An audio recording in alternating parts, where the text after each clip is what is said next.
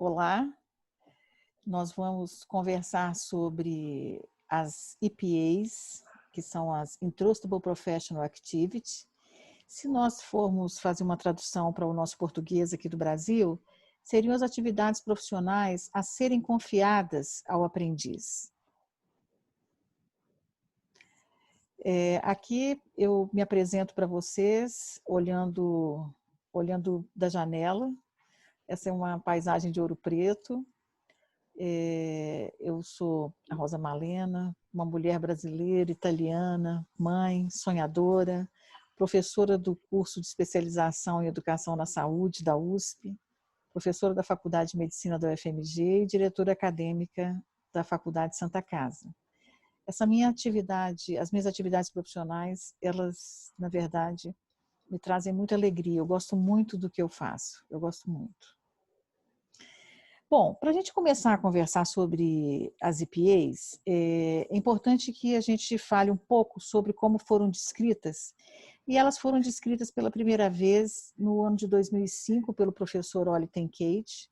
O professor Tenkate, ele trabalha na Universidade de Utrecht, e na Holanda, e lá, junto com o Rainer Hoffmann, ele, na verdade, descreveu pela primeira vez as EPAs de anestesia. Rainer Hoffmann é anestesista, e eles, então, descreveram as EPAs para anestesia, do programa de residência. De lá para cá, de 2005 para cá, as EPAs, na verdade, ganharam o mundo. Hoje nós temos milhares de publicações relacionadas às atividades profissionais a serem confiadas. Então, se a gente for conversar aqui sobre o que é ser confiável, né, é um ato ou ação que exige confiança de colegas, de pacientes, de familiares, da comunidade, confiança em si mesmo também. Profissional é aquela atribuição que é dada, né, a alguém de direito extraordinário. Então, se é médico, é uma qualificação para o médico, se é enfermeiro, para a enfermagem e assim sucessivamente. E atividades são as tarefas que devem ser feitas. Então, veja, são atividades que os profissionais fazem e que precisam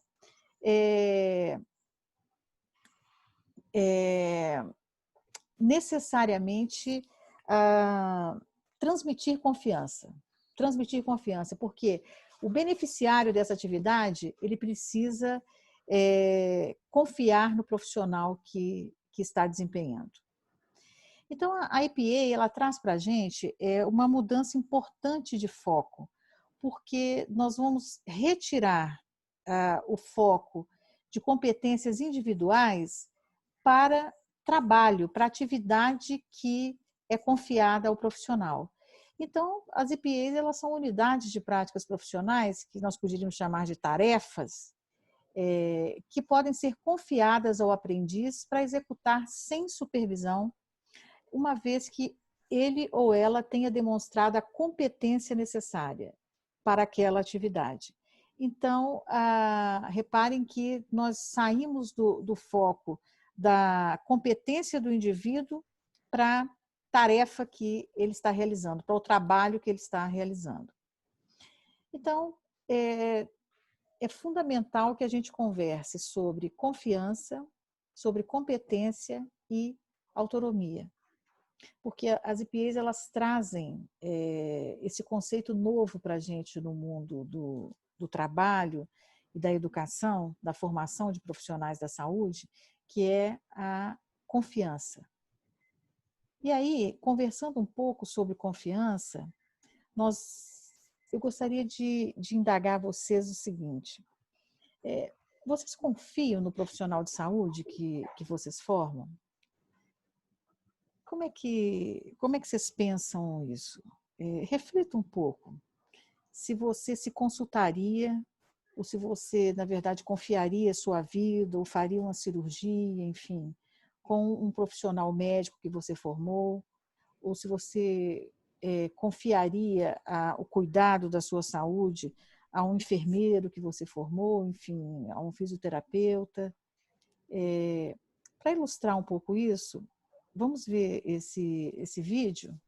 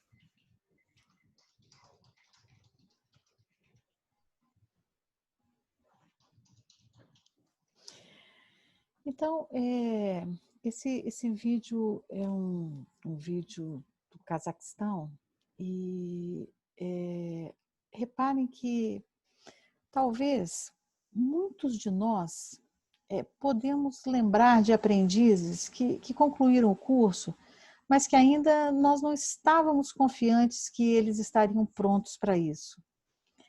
E aí? Eles formaram da mesma maneira, porque eventualmente o tempo acabou, o formato da avaliação talvez é uma avaliação que fugiu um pouco ao contexto, a avaliação avaliava mais conhecimento do que habilidade e atitude, e ele tirou boas notas e passou, ele conseguiu tirar boas notas e passou. Não existe nenhuma documentação válida para comprovar a falha dele no que diz respeito a atitudes e habilidades. Reprovar um aluno usualmente traz problemas, muita indisposição com os professores, com colegas, com os próprios estudantes. Às vezes você não vai ser homenageado, deixa de ser homenageado pela turma. Você não tem ferramentas para lidar com isso também, como é que você vai resolver? A escola não te apoia, ou então você decide que quando não tem certeza é melhor errar em benefício do aluno, né? Bom, não tem certeza, não tem como comprovar, então vamos deixar ele passar. Uma coisa que eu queria trazer aqui para a reflexão da gente é o seguinte, vamos deixar passar, mas será que eu aceitaria que ele fosse o meu médico, ou que ele fosse o meu enfermeiro, ou o meu fisioterapeuta? Será que eu confiaria a ele o cuidado do meu filho, da minha mãe, do meu neto, enfim? Então, sempre pensar que a nossa responsabilidade em relação à formação, ela é muito grande e que essa questão da confiança, a gente precisa trazer ao nosso dia a dia. Será que eu confio? O quanto que eu confio? Eu confio para mim ou eu confio só para o outro? Ele está bom para atender o outro, para me atender ele não está bom. Então tem aquela história daqueles professores que dizem que vão deixar a foto dos maus alunos na cabeceira da cama para eles nunca esquecerem desses alunos, para que eles nunca sejam médicos, né, desses professores. Então, será que é essa que seria a nossa atitude?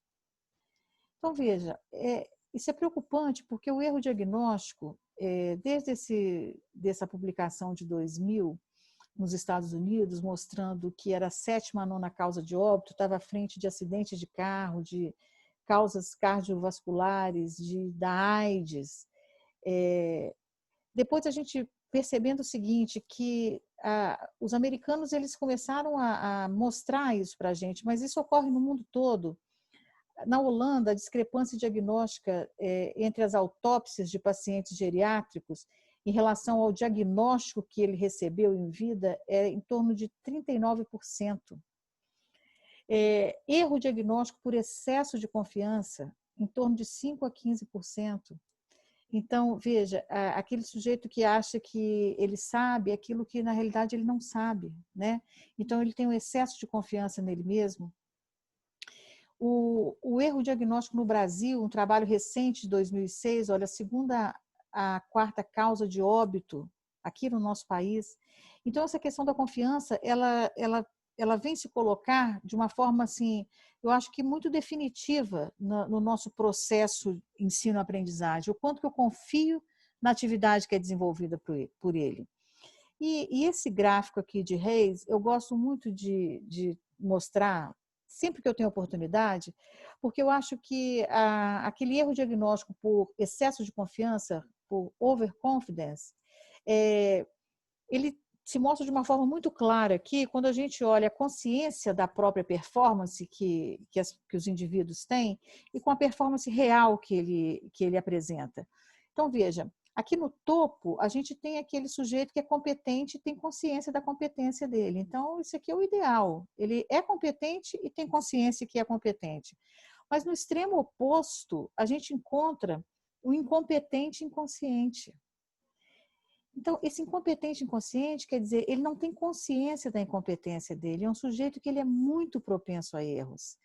E é importante que nós estejamos perto desse indivíduo para a gente realmente trazê-lo para a realidade, mostrar para ele a real performance dele e oferecer para ele condições de que ele se desenvolva, de que ele modifique a própria performance com base no feedback que ele está recebendo, que ele seja induzido a refletir sobre a própria prática e identificar suas próprias lacunas de aprendizagem, porque essa precisa ser a realidade da prática de um bom profissional, né?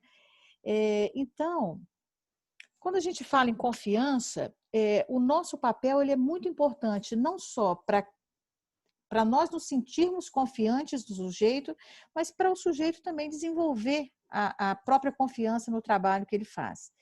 Então, veja, para nós confiarmos, é necessário que exista competência. Então, não tem jeito.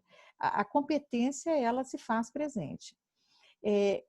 Além da competência, é a confiabilidade naquilo que está sendo feito, naquela tarefa, naquele trabalho. É o tanto que ele demonstra isso que me faz sentir segura. Então, para eu sentir confiança, eu preciso enxergar comprometimento, compromisso com o trabalho, integridade, porque fica muito difícil eu confiar em alguém que não seja íntegro, né? Então, repare, orbitam em torno da confiança muitas características, muitos atributos. A sinceridade, óbvio, né? Precisa de haver sinceridade. Cinismo não funciona, não combina com confiança. E consistência, né? Então, veja, se eu sou competente, se eu tenho consistência, se eu sou sincero, íntegro, comprometido, é lógico que a confiabilidade vai acontecer, eu vou transmitir confiança. Agora, além de tudo isso, a humildade é um outro atributo fundamental. Por quê? Porque somente o humilde é capaz de reconhecer o que ele não sabe, é capaz de reconhecer a incompetência que ele tem, a necessidade de pedir ajuda, de não dou conta de fazer sozinho, eu não consigo, eu reconheço os meus limites. Então, a humildade é muito importante de ser exercitada e é nosso papel mostrar para os nossos estudantes, para aqueles que estão sendo formados por nós, que a humildade ela é um grande atributo do profissional, tá? É um grande atributo de um profissional bem-sucedido. Então, tudo isso vai construir a confiança. Aqui, mais uma vez, olhando da janela da casa da Chica da Silva, lá em Diamantina, uma paisagem muito bonita. Nós vamos conversar, então, sobre competência. Toda vez que a gente fala em competência, vamos sempre lembrar que a gente precisa começar pensando no fim. Eu preciso começar a pensar em quem é aquele que eu quero formar, né? Qual que é o profissional que eu quero formar, quais atributos que ele deve ter, porque aí eu vou começar a definir a minha matriz de competências, eu vou trabalhar com educação baseada em competências a partir do produto final, a partir do profissional que o meu curso pretende formar. Então, esse é o exercício de começar pensando no fim. Mesmo que ele vá começar como uma lagartinha, eu preciso entender que no final ele será uma bela borboleta, né? Então, eu começo pensando na bela borboleta que eu quero formar. E aí depois eu vou desenvolver essa lagartinha até ela chegar lá. Então, a educação médica baseada em competências, ela mostra para a gente que, vamos pensar, desde a década de 70, desde 78, com a Alma Ata, onde, na realidade, foi colocado que a gente aprende fazendo, né? Aprende trabalhando, aprende no trabalho. Em 2000, então há 20 anos atrás, surgiu o CAMEDES, da Sociedade de Cirurgiões e Clínicos Canadenses, o ACGME nos Estados Unidos, Tomorrow Doctors no Reino Unido. Então, essa guinada que o mundo deu voltado para competências também tem uma justificativa muito, muito coerente e importante. É que, além de a gente não conseguir dissociar da prática, se nós continuássemos naquela educação baseada em conteúdo, em currículos baseados em conteúdos, a gente não teria como, na verdade, atender a formação. Porque a quantidade e a velocidade com o que o conhecimento é produzido hoje, fica praticamente impossível você estruturar um currículo baseado em conteúdo. Então, você estrutura o currículo baseado em competência e trabalha com uma competência importantíssima para esses aprendizes, que é a autogestão do conhecimento. Porque, definitivamente, a gente não consegue mais estruturar um currículo em conteúdos. E por que então, que é tão importante a gente trabalhar mirando a competência e mirando a prática? Porque o objetivo é a qualidade do cuidado, né? O objetivo é a segurança do paciente. Então, a gente precisa aprimorar modelos de treinamento e de supervisão. Então, se a gente observar aqui como o Jason Frank, do CAMEDES, ele definiu a educação médica baseada em competências, é interessante porque, na verdade, abarca tudo isso que nós conversamos. É a formação de médicos, mas aqui a gente poderia substituir por qualquer profissional de saúde, para a prática, fundamentalmente orientada para os resultados, né? Então, olhando lá no fim, e organizada em torno de competências derivadas das necessidades sociais e das necessidades dos pacientes. Então, a educação médica baseada em competência, ela não enfatiza o treinamento baseado no tempo, porque ela objetiva, na verdade, a aquisição da competência, então isso independe do tempo, e promete maior responsabilidade, flexibilidade e centralização no aluno, centralização no aprendiz. Então, repare, olha, prática, olhar para os resultados, basear em competências, considerando necessidades dos pacientes e as necessidades sociais, não se basear exclusivamente no tempo, mas sim na aquisição, responsabilizando, flexibilizando e centralizando no estudante. Então, quando a gente olha o desenho estrutural do CAMEDES, a gente observa que esses grandes domínios que foram definidos por ele, como o profissionalismo, o estudioso acadêmico, a defesa da saúde, a liderança, a colaboração, a comunicação, são competências que, junto com a expertise técnica, formam um profissional, né? Formam aqui, no caso, um profissional de saúde, formam um médico. Quando a gente volta os olhos para as IPAs, a gente percebe que, se nós formos querer contrapor, fica difícil, porque não dá para contrapor, porque a atividade profissional confiável ela é constituída de competências. Mas, para a gente entender qual a diferença entre IPAs e competências, fica mais fácil a gente pensar que as competências descrevem pessoas, as IPAs descrevem trabalho, descrevem atividade. As competências reúnem conhecimento, habilidade, atitudes, valores.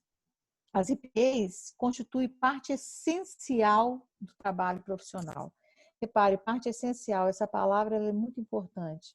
Então, é aquilo que é essencial. Não existe uma gordura, tá? Não existe uma gordura na IPA. É o que é essencial.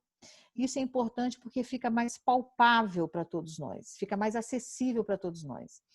Então, o sujeito competente, ele pode ser perito em conteúdo, ter capacidade de colaboração, capacidade de comunicação, de gerenciamento, ter uma atitude profissional adequada, com uma adequada abordagem acadêmica. Se eu penso em atividades profissionais a serem confiadas, eu vou imaginar um tipo de atividade: avaliação pré-operatória, admissão de um paciente no CTI, tratamento de quadro de dor, um tratamento da dor periparto, aconselhamento familiar, um suporte avançado de vida. Isso são atividades profissionais que nós precisaremos confiar aos nossos aprendizes, por exemplo, a depender do programa de formação, a depender do programa educacional. Então, se a gente partir da habilidade até a EPA, passando pela competência, repare, olha, aqui do lado nós temos uma radiografia de tórax, um derrame pleural importante. Então, aqui seria realizar a drenagem do tórax. Isso é a competência poderia ser, considerando que esse é um hemotórax, tratar um hemotórax. A IPA, que é a atividade profissional a ser confiada, ela seria mais que isso, ela abrangeria a habilidade e a competência. Ela seria, por exemplo, a avaliação e tratamento de um paciente com múltiplos traumas no pronto-socorro, que inclusive pode ter um hemotórax, né? Então, a IPA, ela contém as múltiplas competências, ela contém múltiplas competências.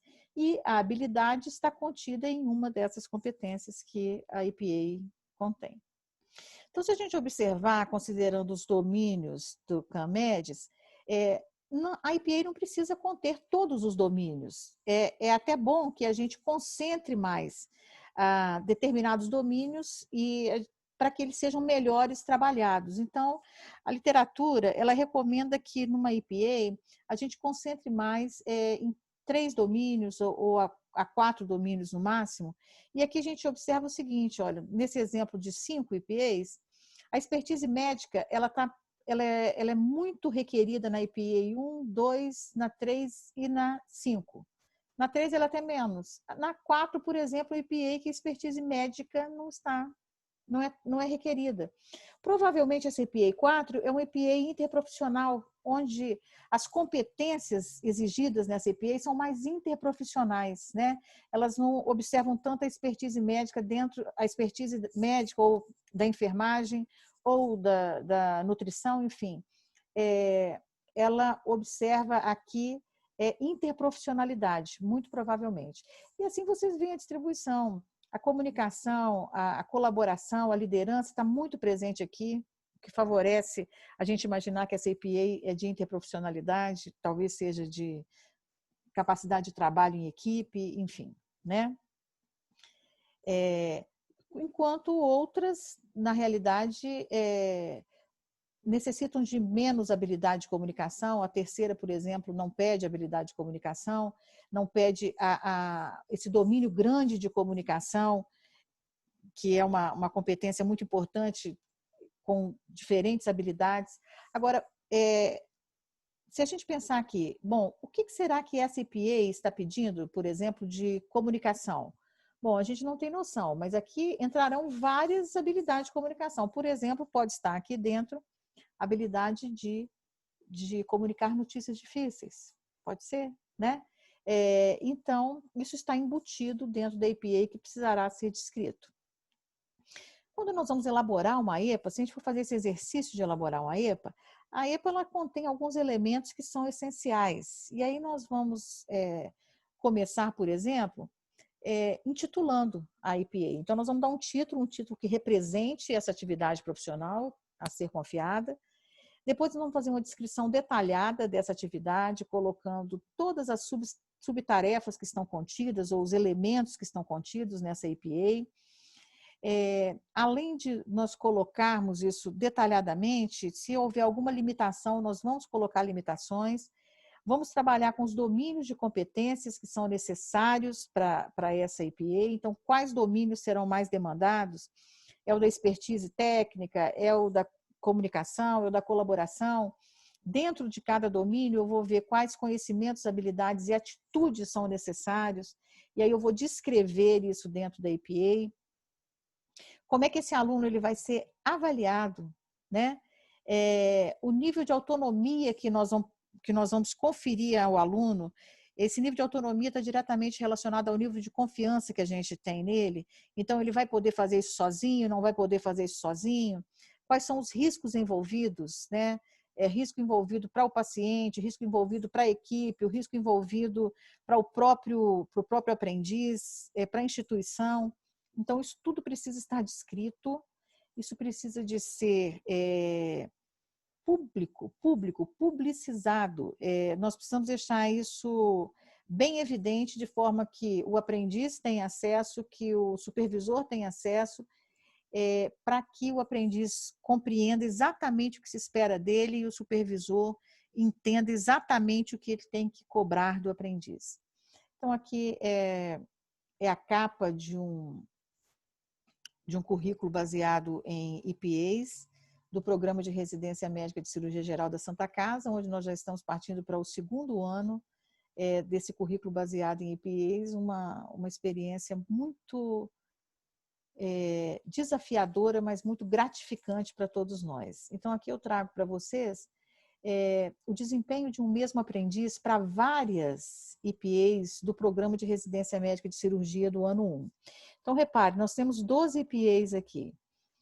E esse é o mesmo aprendiz. Então, olhe como oscila o desempenho dele, a performance dele nas diferentes EPAs. Então, tem algumas EPAs que ele já tem assim, um nível de autonomia total, um nível 5 de autonomia, ele pode até, inclusive, supervisionar um iniciante, mas em outras EPAs ele está com o nível de autonomia 2, olha, que ele só pode realizar sob observação direta ali, o supervisor tem que estar ali com ele.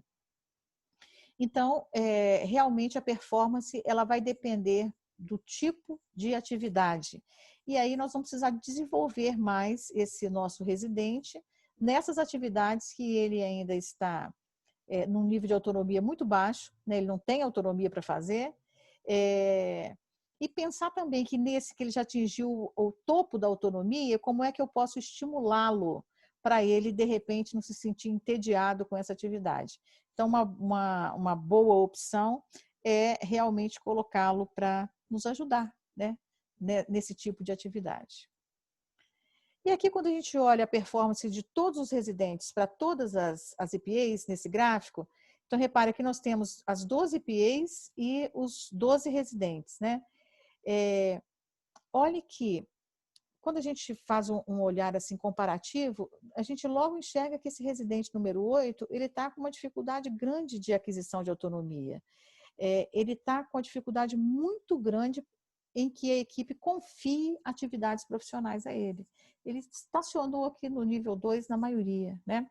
Ao passo que os residentes 6 e 7, olha como eles estão tendo uma performance muito boa, o desenvolvimento é muito interessante. O residente 6, ele tem uma performance nível 2 aqui, quer dizer, o grau de autonomia, não atingiu um grau de autonomia desejável, ele está aqui com o nível de confiança onde ele pode trabalhar somente com a supervisão direta. Então, se a gente começar a acompanhar aqui essa EPA, que é a EPA 10, parece que a maioria não conseguiu autonomia nessa EPA. Então, como a maioria não conseguiu autonomia, aqui deve ter um fator importante também relacionado à própria EPA. Ela deve ser uma atividade que é mais complexa, mais difícil, e eles vão demorar um pouquinho mais a atingir a autonomia, porque repare que todos com a EPA 10 não conseguiram atingir a autonomia. Um outro fator interessante é o seguinte, às vezes o tempo de exposição a essa atividade não foi suficiente ainda para a aquisição da autonomia. Pode ser que ela seja complexa e o número de exposição foi suficiente, pode ser que o número de exposição não foi suficiente, ela não seja complexa, enfim. Então, a gente tem que analisar. Então, uma EPA é uma parte identificável do trabalho clínico no seu contexto local. Exige um nível específico de conhecimento, habilidade e atitude, geralmente adquirido por treinamento, né? Porque essa EPA ela é uma atividade que é realizada no serviço, é parte do trabalho usual de uma especialidade médica, reflete vários itens da estrutura do CAMEDS, ou seja, reflete uma ou mais competências, pode ser realizada separadamente de outras tarefas, pode ser realizada dentro de um tempo limitado, eu posso estabelecer um tempo para essa aquisição, e posso estabelecer um tempo para o desenvolvimento da atividade em si. Ela pode ser observada e avaliada, levando a uma conclusão. Então, quer dizer, a gente pode emitir um julgamento, a gente pode realmente avaliar. Ela não vem para substituir as competências, mas para operacionalizar a educação médica baseada em competências no cenário do serviço. Ela fornece um contexto clínico ou prático para as competências, fornece um objetivo claro para os professores e estudantes, para os preceptores, né, e os aprendizes. Ela introduz o conceito de confiança na avaliação, isso é muito relevante, e pode ser usada para individualizar o treinamento. Então, naquele gráfico que nós vimos, isso é perfeitamente possível, nós estamos enxergando que existe um médico residente que está com mais dificuldade e eu vou poder fazer um atendimento diferenciado para ele.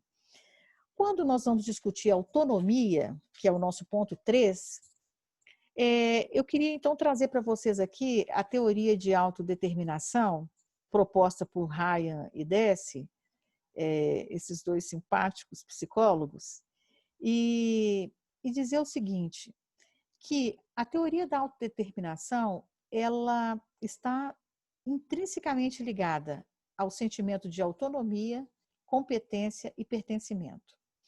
Então, o que seria a autonomia, né? Autonomia é o desejo que o comportamento, a ação, esteja de acordo com a própria vontade. Então, eu me sinto autônomo quando eu estou fazendo uma coisa que está de acordo com a minha vontade, de acordo com o que eu acho que é correto, que é adequado. Então, isso é autonomia. A competência, nesse sentido, é o desejo de sentir-se capaz de realizar uma tarefa e que ela seja útil, né? Porque se eu sou competente para fazer uma coisa que não interessa a ninguém, para que eu vou querer essa competência? Então, eu também existe esse sentimento de utilidade, de relevância naquilo que eu estou fazendo. E o pertencimento é o desejo de pertencer a um grupo que pensa semelhante. Então, veja, olha, se eu me sinto autônomo porque eu tenho competência para realizar uma atividade que o grupo de cirurgiões faz, por exemplo, eu vou me sentir pertencendo a esse grupo de cirurgiões. E assim sucessivamente. Então, dessa maneira, a gente observa que a experiência em ter autonomia, competência e pertencimento promove vontade, motivação, engajamento. Então, isso deixa o sujeito mais afim do trabalho, ele está mais engajado. Isso é fundamental para a aprendizagem e melhoria. E resulta em melhora do desempenho, então, em persistência e criatividade. Ele vai além, ele começa a criar, né? Então, você vê, se a gente consegue despertar a capacidade criativa, tamanho foi o engajamento, então certamente nós obtivemos sucesso nesse nosso processo. Da janela da casa do Neruda, nós estamos vendo aqui o Pacífico. Isso é em Isla Negra, no Chile. Muito bem.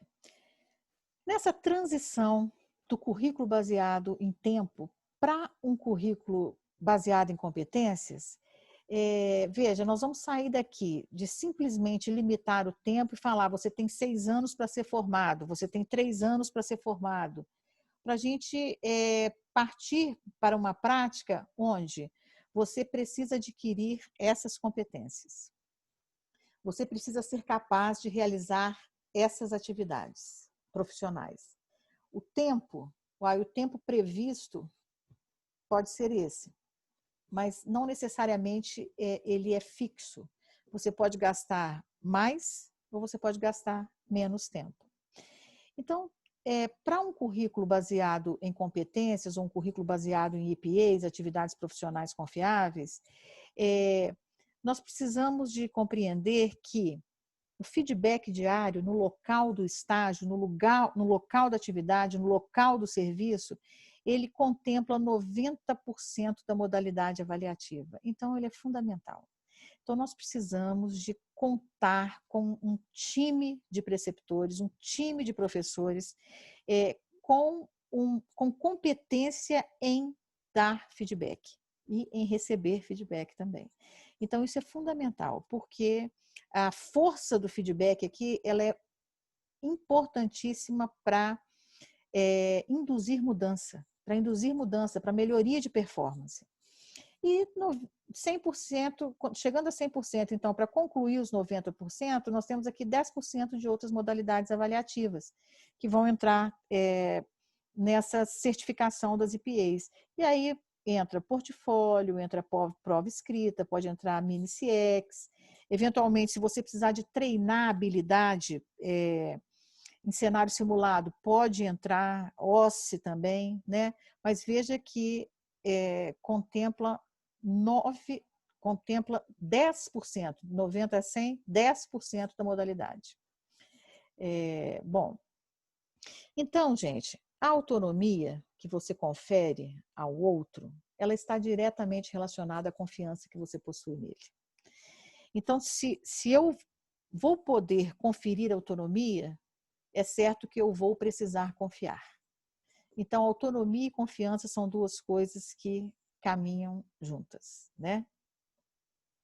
Então, como são os níveis de autonomia hoje que nós trabalhamos dentro dessa educação baseada em competências, organizando um currículo com base em EPAs? Então, nós podemos começar aí de um nível 1, que seria aquele nível onde é permitido ao estagiário ou aprendiz somente observação. Então, ele está aqui atrás, olha, só observando. Aqui nós temos a profissional trabalhando, ela é a preceptora, ela está realizando a atividade e o aprendiz está somente observando, né? Então, aqui é o nível 1 da autonomia, numa escala que vai até 5. O nível 2 dessa escala, que vai até 5, é onde o aprendiz ele pode realizar a tarefa, mas com supervisão direta e proativa. Qualquer coisa eu entro em ação e vou interferir, né? Então, é uma supervisão direta e proativa, nível 2. O nível 3 de autonomia é uma supervisão indireta e reativa, quer dizer, olha, eu estou por aí, pode ficar tranquila que eu estou por perto, mas eu vou deixar você fazer sozinho. Então, repare, eu estou confiando mais em você. Então, está no nível 3, é uma supervisão indireta. Eu posso até ir tomar um cafezinho ali do lado, mas eu já volto, porque você não está sozinho. O nível 4 é já uma supervisão à distância. Então, aqui eu já disse que ele está pronto para a prática. Eu estou em outro local, eu estou em outro ponto da cidade, eu estou em outra atividade, eu estou em outro local, eu não estou junto com ele. Então, é uma supervisão à distância, né? Essa supervisão à distância, ela confere um nível 4, então é bastante autonomia que ele tem. E o nível 5 é quando ele já consegue. O nível 5 é quando ele já consegue, desculpem, até supervisionar um iniciante, um novato. Ele até consegue supervisionar um novato. Então, ele está muito autônomo aqui. Então, para a gente enxergar isso graficamente, o desenvolvimento da competência com o tempo, olha, nós temos o novato, o avançado, o competente, o proficiente e o especialista. Então, aqui, esse ponto, ele demarca a competência adquirida. Então, ele daqui está pronto para a prática não supervisionada. Então, veja, olha, aqui ele está competente, chegou, pô. Quando a gente olha o desempenho de 12 médicos residentes de cirurgia em uma atividade profissional confiável, em uma única EPA, reparem que alguns residentes atingiram o nível 4, nenhum residente aqui está com o nível 5, né? Mas tem residentes que ainda está aqui no nível 2, nessa mesma EPA. Então, esse aqui seria o ponto em que nós consideramos que esse residente ele está competente para o desenvolvimento dessa atividade. Então, ele está pronto para a prática não supervisionada. Então, aqui, 50% dos residentes atingiram a competência para a SPA. Os outros 50% ainda precisam ser desenvolvidos. Quando a gente olha esse gráfico que eu já havia mostrado antes para vocês, então, repare, olha, pronto para a prática, nós temos aqui esses residentes que chegaram até aqui para essas EPAs. Este residente, o 8, ele não está pronto para a prática de nenhuma das 12 EPAs. O residente número 1 também não está pronto para a prática de nenhuma das 12. Mas repare que o 1 ele está no estágio mais avançado do que o residente número 8. Quando a gente olha a curva de competência de um aprendiz para várias EPAs, o que a gente pode notar? Olha, então aqui nós temos 4 EPAs. Aqui, como nós já... a delimitação da competência. Chegou aqui, está delimitada a competência, e a gente vai observar o seguinte, olha, bom, se está delimitada a competência, então aqui foi onde nós decidimos, nós tomamos uma decisão confiável, uma decisão de confiança para esses residentes. Bom, aqui a partir daqui você pode fazer essa atividade sozinha, né? Então, até aqui, treinando aqui uma prática profissional definida. Agora, repare que nessa EPA número 5, nós notamos uma coisa interessante. Houve uma decisão confiável para ela nesse momento e perdeu a confiança, olha. Ele voltou para um estágio onde ele estava quando ele estava ainda se desenvolvendo. Então, aqui houve uma evolução. Essa perda de confiança, ela pode ser justificada por ausência de prática, tá? Vamos dar um exemplo aqui. Vamos pensar num residente de pediatria, um residente de pediatria que ele vai trabalhar com neonatologia. E uma das EPAs seja aqui o atendimento de uma ressuscitação neonatal, né?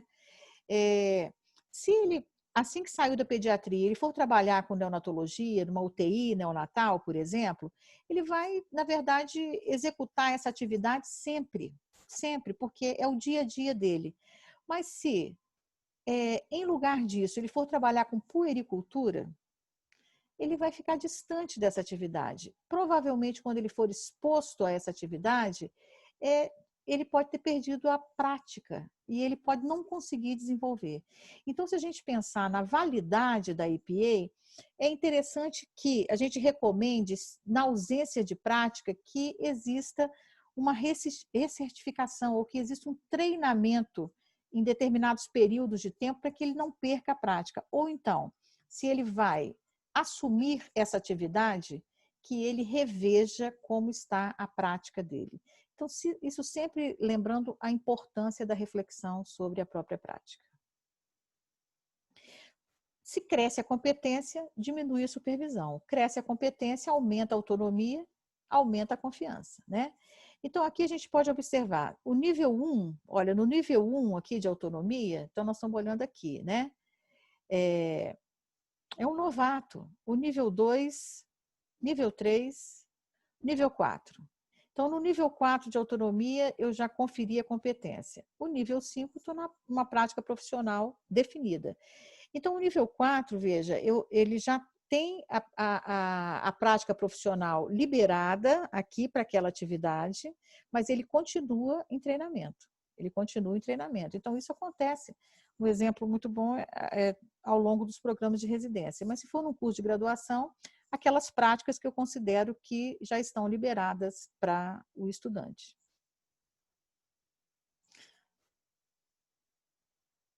Então, a decisão somativa da prática não supervisionada, observando que ele permanece em treinamento. Bom, fatores que influenciam as nossas decisões de confiança. Fatores que vão influenciar a gente dizer o seguinte, olha, você pode partir para essa prática profissional sem supervisão. Eu confio que você vai fazer. Os fatores, eles podem estar relacionados ao supervisor, relacionados a uma determinada APA, ela pode ser muito complexa, né? Ou às vezes a exposição do estudante a essa atividade, ela é pequena, mas é uma atividade importante, mas ele se expõe menos porque ela é menos comum. Tem fatores relacionados às circunstâncias do próprio serviço, do próprio currículo, fatores relacionados ao próprio estagiário, né? Então, repare, são muitos os fatores, por isso que essa decisão de confiança, ela não é fácil de ser tomada, porque a competência não é totalmente objetiva, né? Mas ela, na realidade, ela resulta da interação da habilidade pessoal e do contexto do trabalho, conforme a interpretação pelo estagiário e pelo supervisor. Então, fica muito difícil a gente tomar uma decisão dessa sozinho. E os fatores relacionados ao estagiário, aqui nós vamos listar pelo menos 10 que a gente deve levar em consideração. Um é o trabalho baseado em evidências. Se ele, na verdade, trabalha dessa maneira, se ele é um estudioso, se ele se mantém atualizado, se ele conhece as melhores evidências para aquela conduta.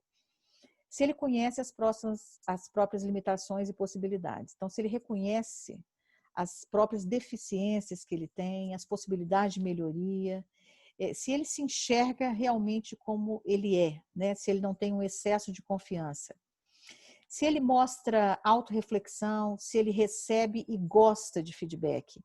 Então, quer dizer, ele é aberto ao feedback. Isso é muito importante, porque isso aqui é um preditor importante do futuro do profissional. Porque aqueles profissionais que são abertos ao feedback, ou aqueles estudantes que são abertos ao feedback, a tendência é que eles se tornem melhores profissionais. Isso nós temos evidências científicas. Se ele valoriza a colaboração, se ele é colaborativo, se ele é um ouvinte ativo com os pacientes, se ele se comunica adequadamente, se ele mostra empatia com os pacientes, se ele se põe no lugar, se ele assume responsabilidade, se ele não procura sempre transferir a responsabilidade dele para o outro, né, ou para o serviço, se ele reage adequadamente aos próprios erros, se ele reconhece os próprios erros e ele procura melhorar a partir disso, desses incidentes críticos. E se ele também reage bem aos erros dos colegas, se ele não assume uma posição julgadora, se ele não se coloca como se fosse melhor que os colegas, e se ele mostra consciência dos riscos que as atividades onde ele está envolvido, na verdade, implica, e se ele é responsável em relação a isso e procura minimizar riscos. Muito bem. Então, considerando todos esses fatores que envolvem a decisão confiável, é muito importante que quando a gente trabalha com EPA, exista um comitê de competência clínica para que essa decisão possa ser compartilhada. Porque compartilhar a decisão fortalece a decisão, legitima a decisão. E outra coisa também faz com que essa decisão seja mais justa, porque nós vamos tirar um julgamento que um único indivíduo faz, que ele às vezes vem carregado dos sentimentos que ele tem, das emoções que ele tem, da cultura que ele vive.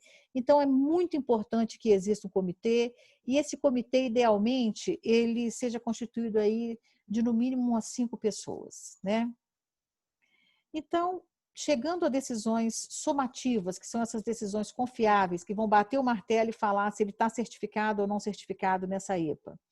Essas decisões são decisões de confiança, somativas, né, que certificam, e necessitam ser tomadas por um grupo de médicos educadores ou de enfermeiros educadores, ou um grupo interprofissional, enfim, não apenas por uma única pessoa. Porque a confiança, ela surge da interação do estagiário individualmente com o ambiente de trabalho. Os observadores, eles diferem em relação à experiência que possuem, à informação sobre o estagiário, a percepção que eles têm da atividade e a propensão que eles têm em confiar. Tem aqueles que confiam mais, né, que acreditam mais, tem aqueles que confiam menos, tem aqueles que sempre estão com o pé atrás. Então, é bom que a gente consiga calibrar isso dentro de um comitê. Decisões coletivas, elas são mais robustas, elas são mais confiáveis do que aquelas que são tomadas individualmente. Então, o comitê ele acaba legitimando muito essas decisões, e é muito importante que, quando a gente trabalha com IPAs, a gente trabalhe na lógica da constituição de um comitê de competências. Aqui, mais uma vez, o Pacífico. E, considerando o nosso planejamento educacional utilizando IPAs, nós estamos na graduação, nós vamos pensar as expectativas para o aluno da graduação, né? Ele está concluindo, então quais são aquelas IPAs centrais para o ingresso na residência? Eu vou pensar, no primeiro dia da residência, o que eu espero? Ele é um médico, né? Agora aqui, a gente também precisa pensar o seguinte, e ele não ingressou na residência, como é que vai ser o primeiro dia após a formatura e ele não tendo ingressado na residência? O que ele vai fazer? Ele vai trabalhar. Isso a gente não pode ter dúvida disso. No nosso país, ele vai trabalhar. Então, quais são as IPAs centrais que eu tenho que imaginar, que eu tenho que pensar, planejar para esse meu egresso, independentemente se ele entre para o curso, entre para a residência médica ou não ingresse na residência médica. Então, qual que é o mercado de trabalho que absorve esse profissional que nós formamos? Aqui, ingressando na residência médica, se a gente pensar as IPAs para um generalista em clínica médica, na cirurgia geral, medicina de família, pediatria geral, né? a ginecologia obstetrícia, enfim. E aqui, IPAs para os especialistas dentro das diferentes áreas. Então, eu penso aqui uma IPA do endocrinologista, do pneumologista, do cirurgião de mão e assim sucessivamente. Muito bom. Foi um prazer estar com vocês aqui, e eu trouxe essa foto do nosso auditório na Faculdade de Medicina da USP, para lembrar para vocês a saudade que eu estou sentindo de cada um, vontade de nos reunirmos de novo e todo mundo junto conversar. E aí, essa piscadela aqui é para lembrar que nesse momento de pandemia, que nós estamos cada vez mais diante das telas dos nossos computadores, substituindo as nossas atividades presenciais por atividades online, é muito importante a gente se preocupar com a nossa saúde visual. Diante da tela, é possível que a gente pisque os olhos 60% menos do que em condições usuais. Isso traz um ressecamento para a nossa conjuntiva, a nossa córnea pode ser prejudicada por isso, a gente pode ter lesão ocular por isso. Então, vamos lembrar de piscar, hidratar bem para que não falte fluidificação para o olho, reduzir o brilho da tela para dar menos cansaço visual e evitar de ter cefaleia no final do dia. Então, essas recomendações são recomendações de quem, além de gostar muito de estar com vocês, também gosta de cuidar de vocês, tá? Um abraço grande para todos. Eu espero que tenha sido relevante para o desenvolvimento de vocês essa nossa conversa. Muito obrigada.